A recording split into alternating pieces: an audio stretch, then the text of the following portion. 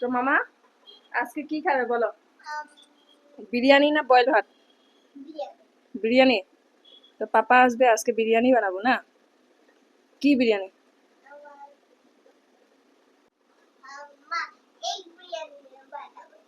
ঠিক আছে, এগ বিরিয়ানি বানাবো। তো তুমি লেখো হ্যাঁ। তো আজি বনাম মই এগ বিৰিয়ানী। তাই বহুত দিনৰ পৰা কৈ আছে বিৰিয়ানী খাম খাম বুলি, সেইকাৰণে আজি এগ বিৰিয়ানী বনাম।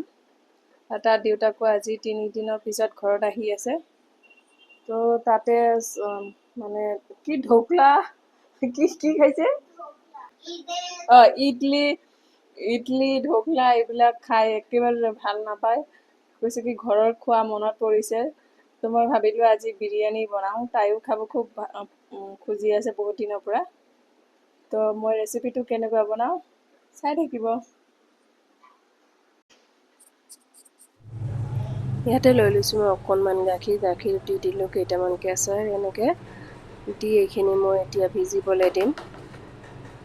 আৰু ইফালে মই এতিয়া ভাতখিনি বনাবৰ কাৰণে পানী দি দিলোঁ মই গোটা গৰম মছলা, দালচিনি, সৰু ইলাচি, ডাঙৰ ইলাচি, জিৰা আৰু গোলমৰিচ আৰু ঘি আৰু এয়া দি দিছোঁ তেজপাত এটা, আৰু দি দিলোঁ নেমু চেপি, আৰু দি দিলোঁ অকণমান নিমখ। আৰু পানীখিনি অহাৰ পিছত দি দিলোঁ চাউলখিনি। এইখিনি এতিয়া মই বইল আহিবলৈ দিম। ভাতখিনি মই 80% বইল কৰিম। আৰু ইফালে মই ৰেডি কৰি ল'ম। এতিয়া ইয়াতে কণী লৈ লৈছোঁ মই 5টা, আৰু ইয়াতে দি দিলোঁ হালধি, কাশ্মীৰী মিৰ্চ, নিমখ। এইখিনি এতিয়া মই ভাজি ল'ম। মই কণীখিনি মাজে মাজে এয়া কাটি লৈছোঁ।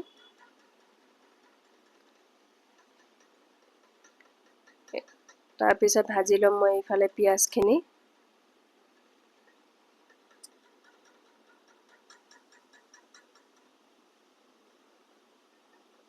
পিঁয়াজ ভাজা হৈ গৈছে মোৰ, নমাই ল'ম এইখিনি।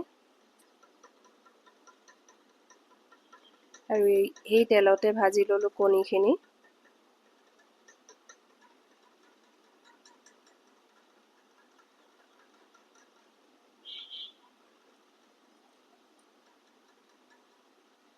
আৰু ইয়াতে মই লৈ লৈছোঁ আলু, সৰু সৰু 3টা আলু লৈছোঁ, আৰু এটা আলু মই 2 পিচ কৰি লৈছোঁ। এনেকৈ আলুখিনিও ভাজি ল'ম।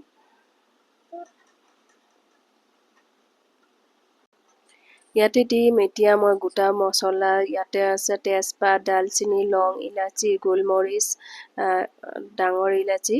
আৰু তাৰপিছত দি দিলোঁ মই পেষ্টখিনি, জলকীয়া, আদা, নহৰু এনেকৈ। আৰু দিলোঁ টমেটো পেষ্ট, দি দিওঁ ধনিয়া, জিৰা গুড়ি, কাশ্মীৰী মিৰ্চ পাউডাৰ, হালধি, নিমখ, আৰু বিৰিয়ানী মছলাটো লাগিবই, এয়া দিলোঁ। দি এইখিনি এতিয়া ভাজি ল'ম।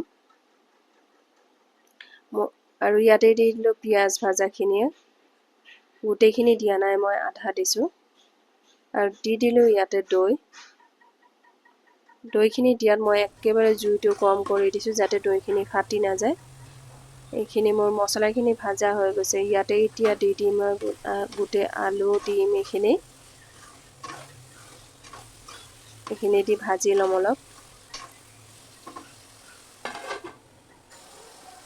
আৰু দেখিছেনে, এয়া মোৰ মছলাৰ পৰা তেল ধুনীয়াকৈ ওলাই গৈছে, ভাজাও হৈ গৈছে মছলা। দি দিলোঁ মই ধনিয়া পাত। আৰু এইখিনি লাৰি লোৱাৰ পিছত এতিয়া দিম মই ইয়াতে ভাতখিনি মোৰ কি ধুনীয়া এটা এটাকৈ হৈছে, যিহেতু মই তাতে নেমু চেপি দিছিলোঁ। আৰু দি দিলোঁ মই ভাজা পিঁয়াজ এনেকৈ ওপৰত। আৰু দি দিম মই ইয়াতে কেশৰৰ পানীখিনি, গাখীৰখিনি, ফুড কালাৰ আৰু ধনিয়া পাত, ঘি।